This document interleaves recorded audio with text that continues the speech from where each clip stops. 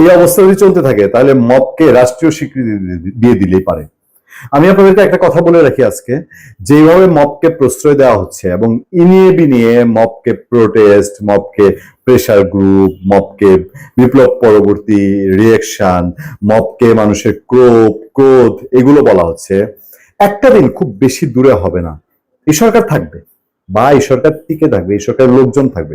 বাংলাদেশে বর্তমান যে ট্রেন্ড চলছে, ধরেন এন্টি আওয়ামী লীগ যে ট্রেন্ড বা এন্টি ইন্ডিয়ান ট্রেন্ড, সেটা থাকবে।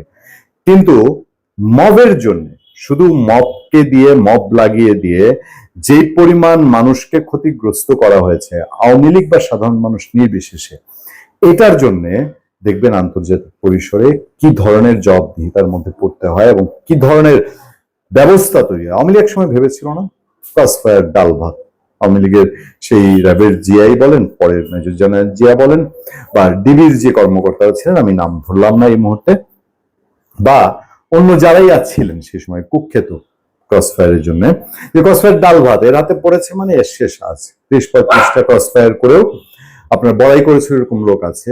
আমেরিকা ভেবেছিল যে আমেরিকা কি স্টেপ নিচ্ছে ভেতরে ভেতরে, আস্তে আস্তে নিষেধাজ্ঞাগুলো চলে আসবে এবং নিষেধাজ্ঞাগুলো আসলে পরে এটার এফেক্ট কি, আওয়ামী লীগ ক্রসফায়ার বন্ধ করতে বাধ্য হয়েছিল। প্রথমে বুঝে নাই, মুখে মুখে বলেছে তো এসব নিষেধাজ্ঞা কোনো বিষয় না, ভেতরে ভেতরে এমন টাইট খেয়েছে আর একটা ক্রসফায়ার করতেও যেতে সাহস করে নাই। সেই অর্থে আমি বলছি যে মব বন্ধ হবে ততদিনে ক্ষতি বহুদূর হয়ে যাবে।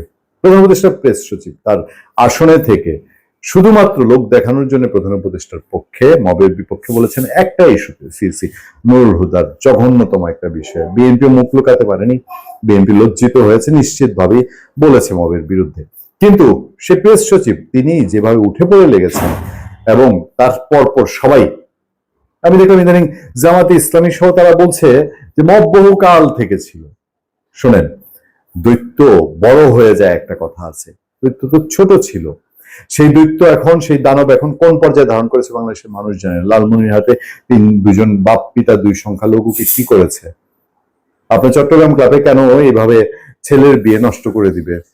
আর এই মবের পিছনে সবসময় কি বিপ্লবের স্পিরিট কাজ করে? বিপ্লবের স্পিরিট রেখেছে তারা আর কেউ? এরপর সারা দেশে তো একের পর এক হচ্ছে। মুরাদনগর তো মনে হচ্ছে মবের সাম্রাজ্য কুমিল্লার। আপনি রাস্তা দিয়ে হেঁটে যাবেন, আপনাকে ধুমধাম এসে 4-5 জন, মন পুতো হইলো না রাত্রিবেলায় বা কোনোভাবে হয়তো আপনার কাছে চেয়েছিল, কারো কাছে 50,000, কারো কাছে 10,000, কারো কাছে 5,000, কারো কাছে 50 লাখ বা কোটি। মবকে গায়ে জড়িয়ে নেওয়ার কথা নিয়ে গুরুত্বপূর্ণ তথ্য দিল আতিক রহমান পূর্ণিয়া।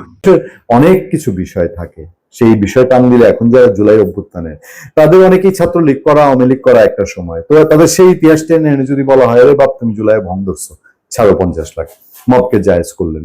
বাংলাদেশে এই মব যে একটা আপদে পরিণত হয়েছে, প্রথমে তো বলেছে আলোচিত এবং বিতর্কিত ওয়াজি মোহাম্মদ ইব্রাহিম, তাই না ওনার নাম, উনি বলেছিল যে এমন এক আপদ নাজিল হয়েছে এটা আর অতীতে কোথাও ছিল না, সেটা হলো সমন্বয়ক।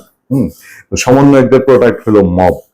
এখন দেখছি বাংলাদেশে বিভিন্ন জন রাজপথে নেমে বলতেছে যে নতুন যে আপদটা তৈরি হয়েছে এটা হলো মব।